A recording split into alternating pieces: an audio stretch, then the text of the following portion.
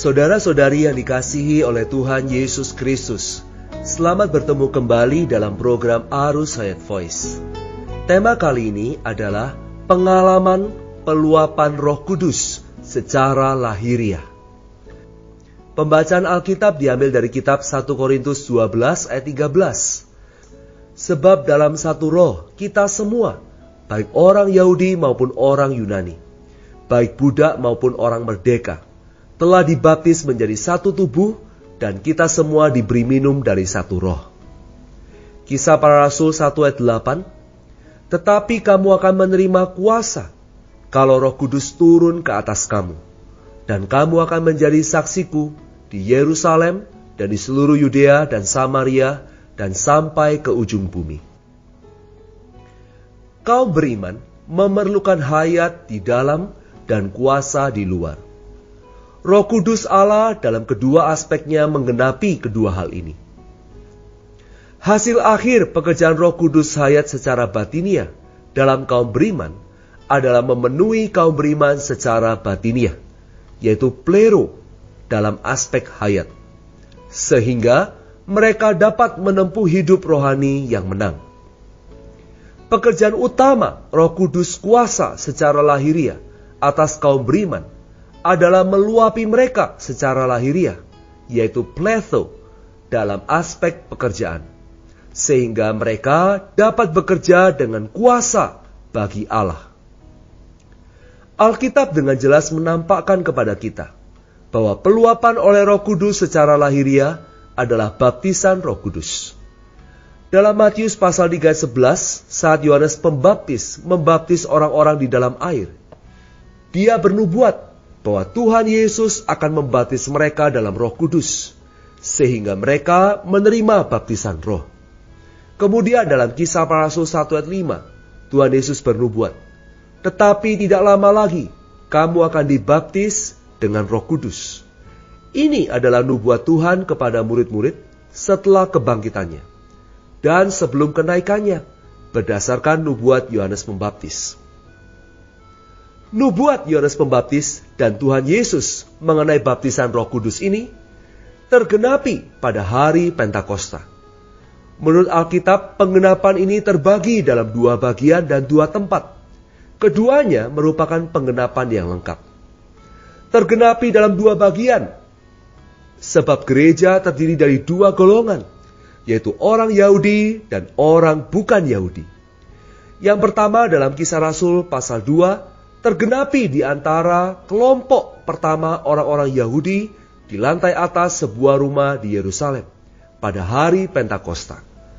Bagian kedua baptisan Roh Kudus tergenapi dalam rumah Cornelius, mewakili kaum beriman bukan Yahudi.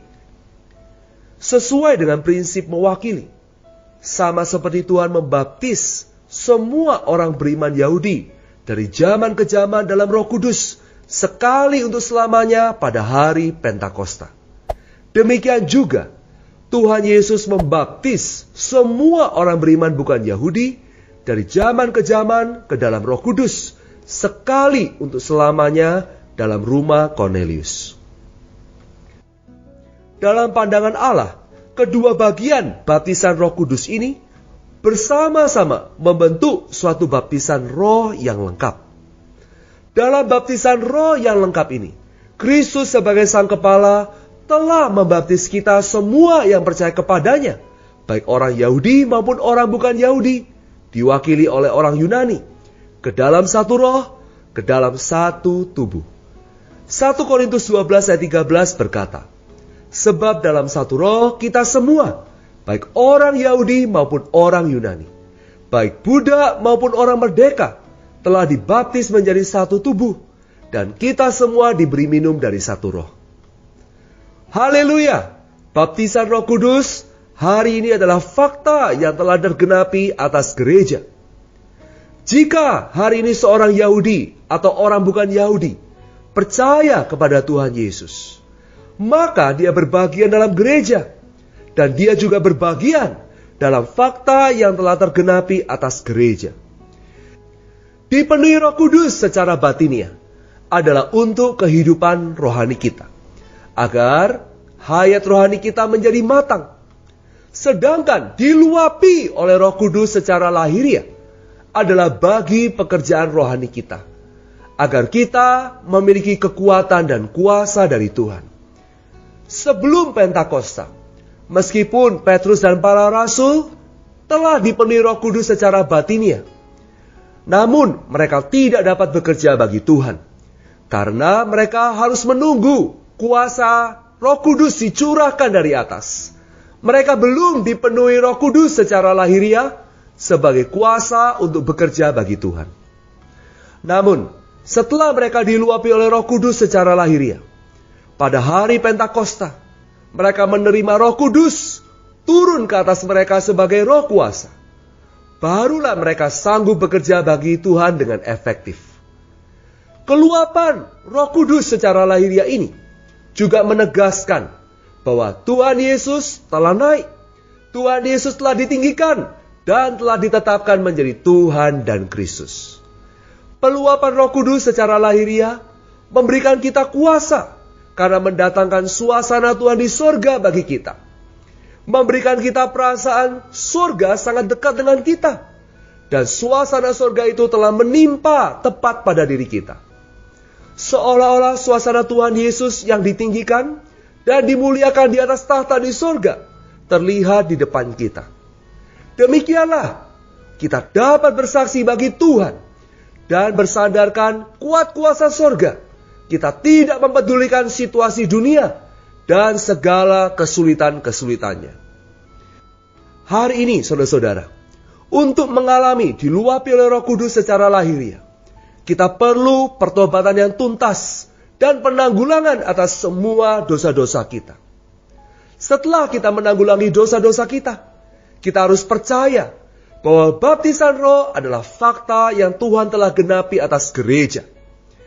Dan kita adalah salah satu bagian dari gereja.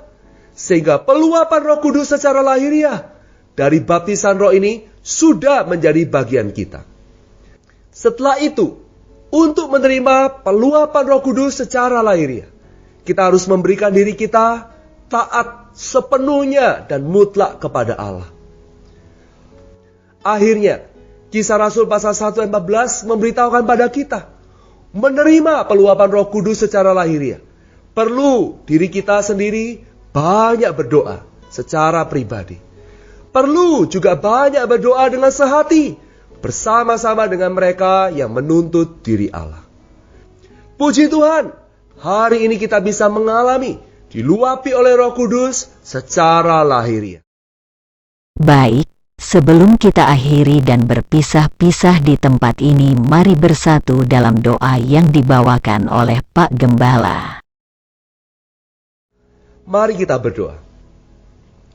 Tuhan Yesus, kami rindu diluapi oleh Roh Kudus-Mu secara lahiriah, sehingga kami dapat bekerja bagi-Mu Tuhan, dengan penuh keberanian, kekuatan dan kuasa yang dari sorga. Tuhan, kami mau percaya bahwa ini adalah fakta yang Tuhan sudah genapkan. Kami mau taat dan banyak berdoa dengan sehati, sehingga kami mengalami peluapan Roh Kudus ini secara lahiriah dalam pelayanan kami bagi Tuhan. Di dalam nama Tuhan Yesus, kami berdoa dan mengucap syukur. Amin. Demikianlah firman Tuhan yang telah disampaikan. Sampai bertemu pada kesempatan berikutnya. Kasih karunia-Nya menyertai kita semua. Amin. Demikianlah program Renungan Arus Hayat Voice Note pada hari ini.